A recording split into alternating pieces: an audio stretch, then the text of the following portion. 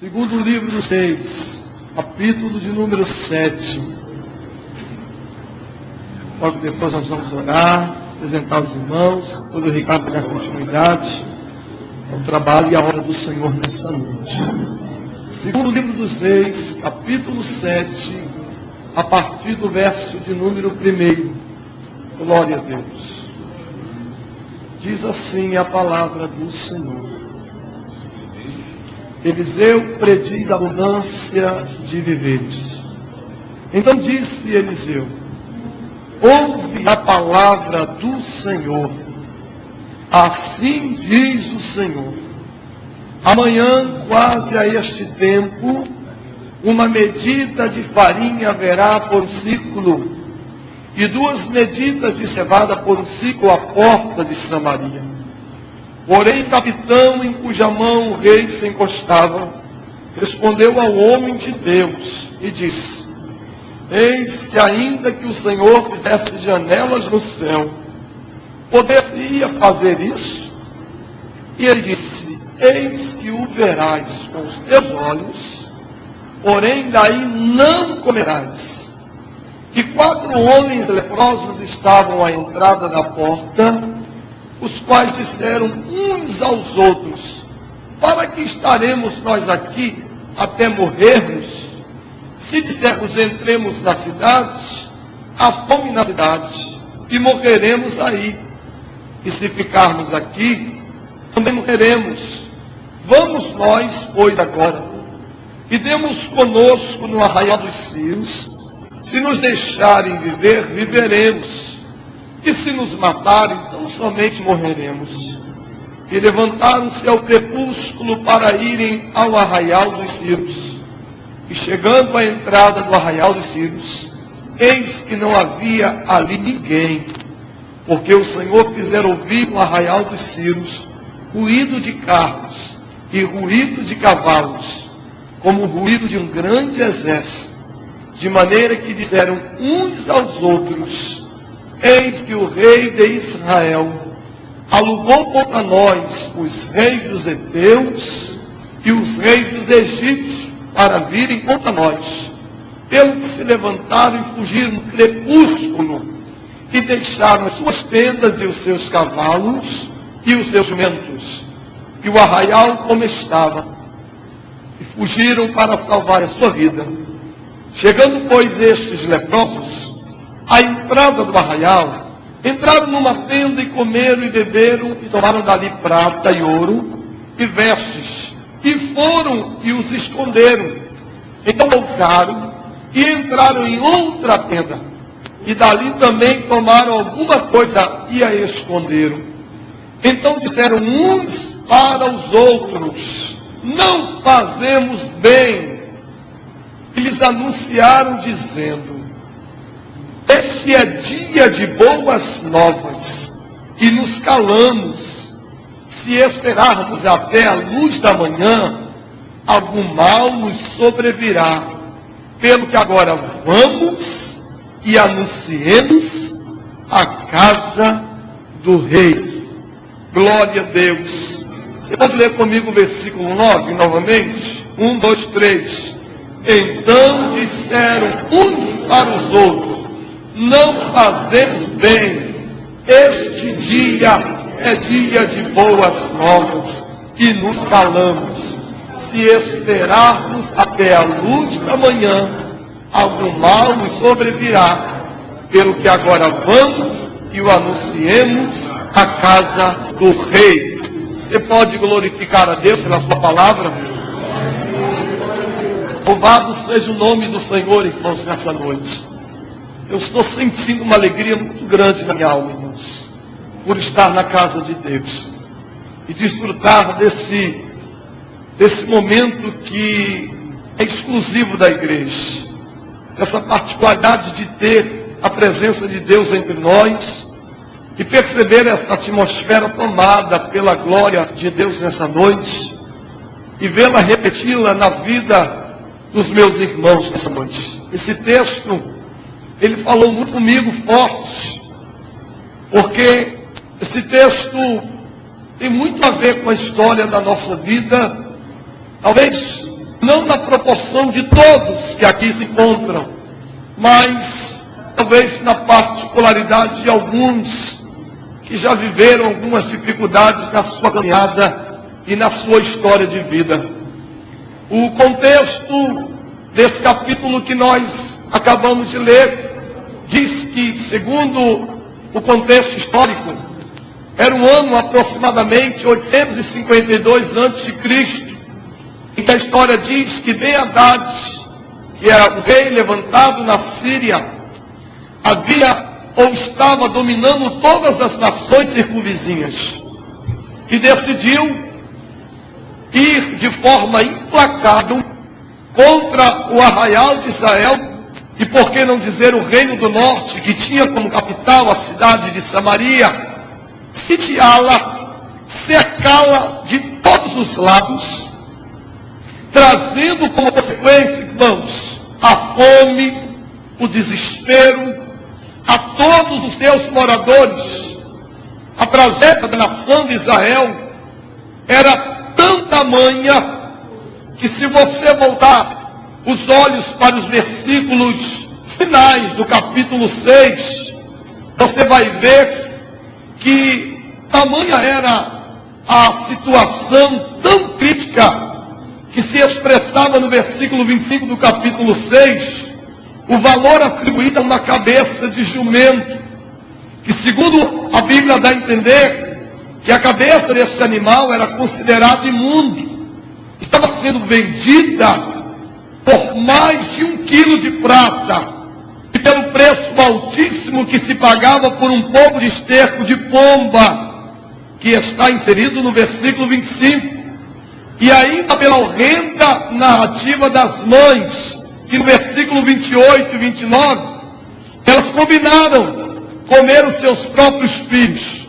Essa prática é conhecida como a prática do canibalismo. Diante daquela situação, quem reinava em Samaria, Almi, era um rei chamado Jorão, rei de Israel.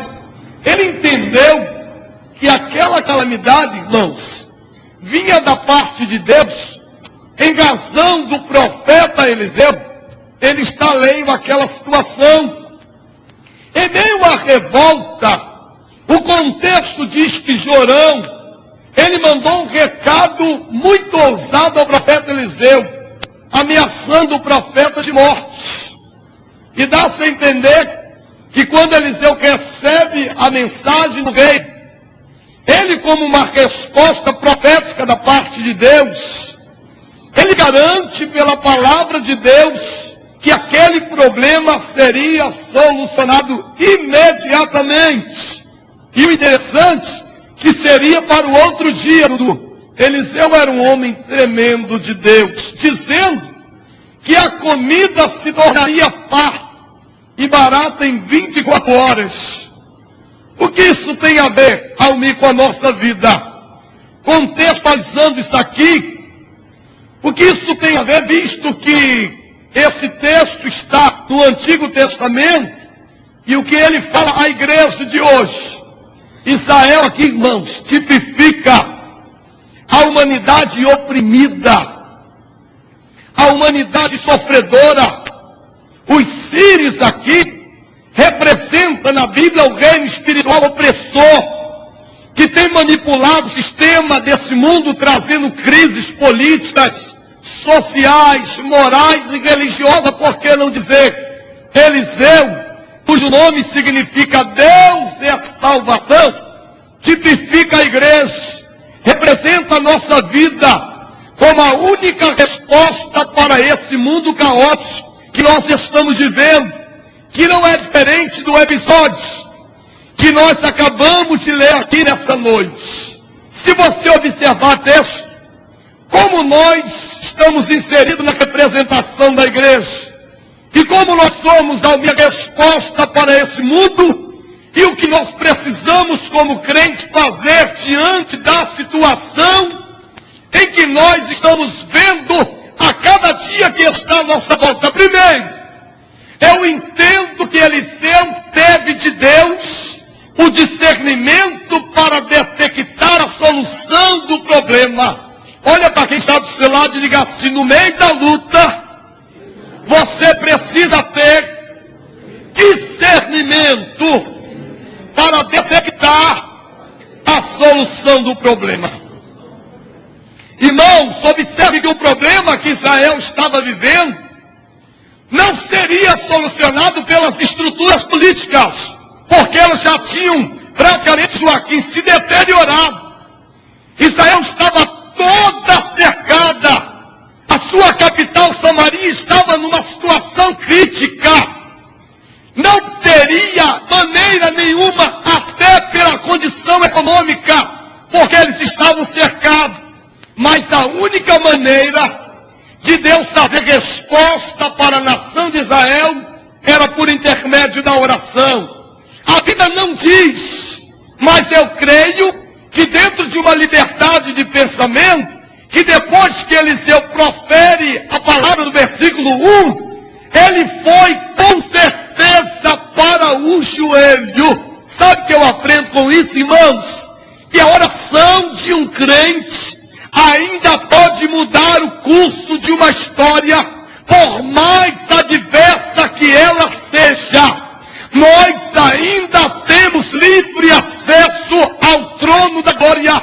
Nós muitas das vezes queremos usar os nossos métodos humanos, o nosso braço de carne, mas a Bíblia diz que a oração de um justo, ela pode muito no seu efeito, ainda que seja mais simples que você pensa. Deus está com o ouvido inclinado para ouvir a tua oração nessa noite, crente. Levanta a sua mão, ore Ele nessa noite, porque Ele está desejoso para ouvir a sua voz nessa noite. Eu me lembro, irmãos, que uma vez, estando na cidade de São Paulo, aquela missionária que esteve aqui, Margarida, lembra dela, Ricardo? Eu cheguei uma vez em São Paulo, e o bairro onde ela estava, ela mora ainda, reside hoje, estava vivendo um momento difícil. Quase todos os dias estava acontecendo uma morte, roubo de carro, ali na área de São Bernardo Campo. Ela mora perto de um bairro, perto de um clube da Forte, e é um bairro bonito, mas já estava se desencadeando uma situação crítica, onde os moradores já estavam ficando meio que amedrontados. Todos os dias roubo, morte. E ela disse que estava sentindo-se incomodada com aquela situação. E ela disse que de madrugada, orando a Deus, o Senhor disse a ela, visitou ela de madrugada e disse: levante-me algumas mulheres de oração nesse lugar, e saia pelo menos 2 vezes na semana, e comece a estender, parece coisa de louco, as mãos sobre as suas irmãos. Quando Deus ordena fazer uma coisa, ainda que pareça ser coisa de louco, Deus, Ele se garante daquilo que Ele fala na nossa vida. Ela convidou algumas irmãs de oração durante 2 vezes na semana. Ela começou a caminhar com algumas irmãs e passar nas esquinas e estender as mãos. Coisa de uma semana depois, não se ouvia mais notícia de morte e muito menos roubo de carro naquela região, porque Deus estava com seu ouvido inclinado para ouvir a oração dos seus servos na terra. Diga para quem está do seu lado: Deus ainda ouve a tua oração. Segunda coisa que eu entendo, que nós precisamos, no meio de uma situação caótica, ter a mensagem certa da parte de Deus. Oh, irmãos, Eliseu acreditava no amanhã melhor. Disse ele no versículo 1, amanhã haverá mantimento. Nós precisamos crer no futuro melhor.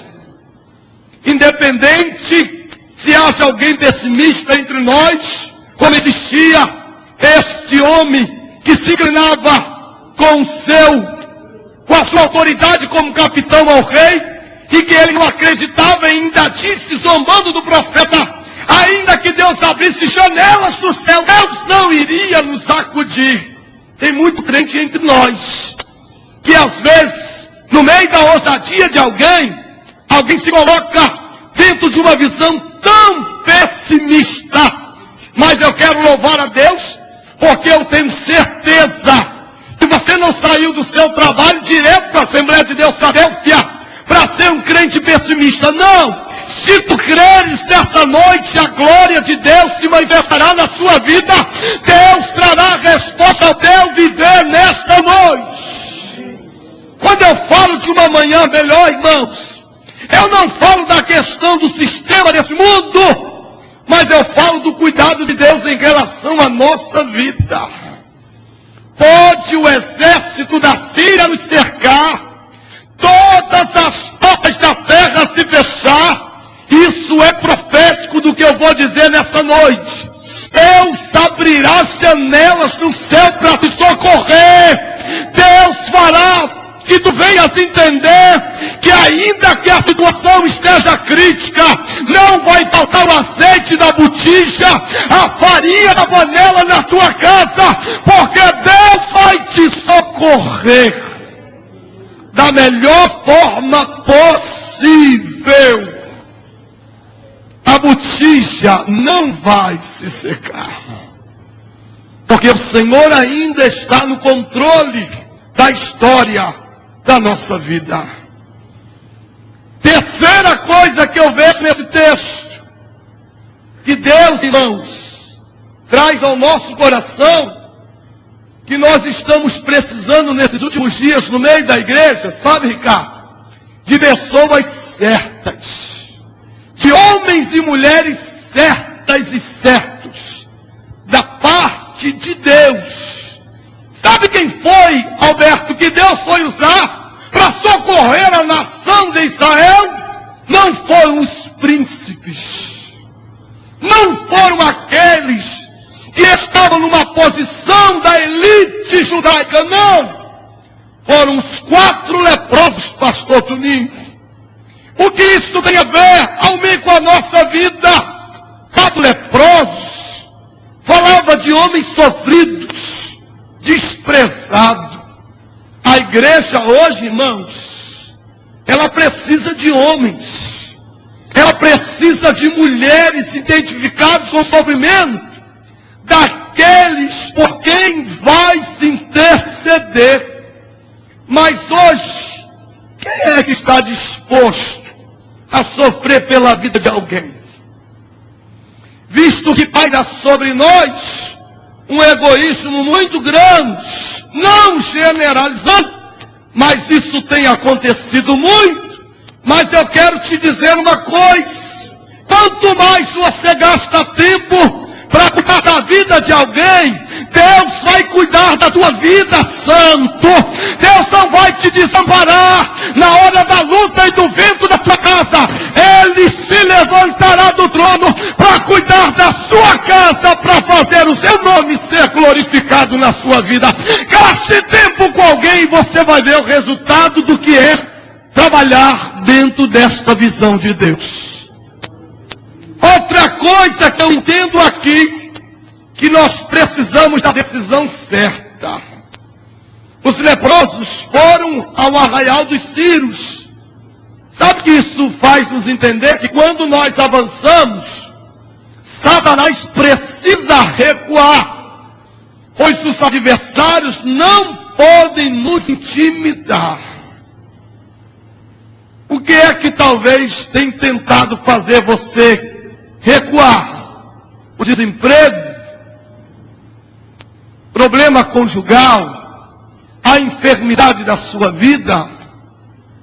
É nesse instante, nesse momento, que Deus quer gerar dentro de você, de seu coração nessa noite, uma ousadia para que você avance diante de Deus. Nós precisamos nos levantar como igreja de Deus nesses últimos dias. E não podemos de maneira alguma, irmãos, ficarmos prostrados. É bem verdade que tem hora que a luta Eu já disse isso aqui uma vez, parece que ela vai nos paralisar. Ela vai nos tornar inerte. Mas em meio a tudo isso, Deus sempre vem por outro lado para desmascarar Satanás, injetar na nossa vida um ânimo, até porque o tempo está próximo, a trombeta está muito próxima de tocar,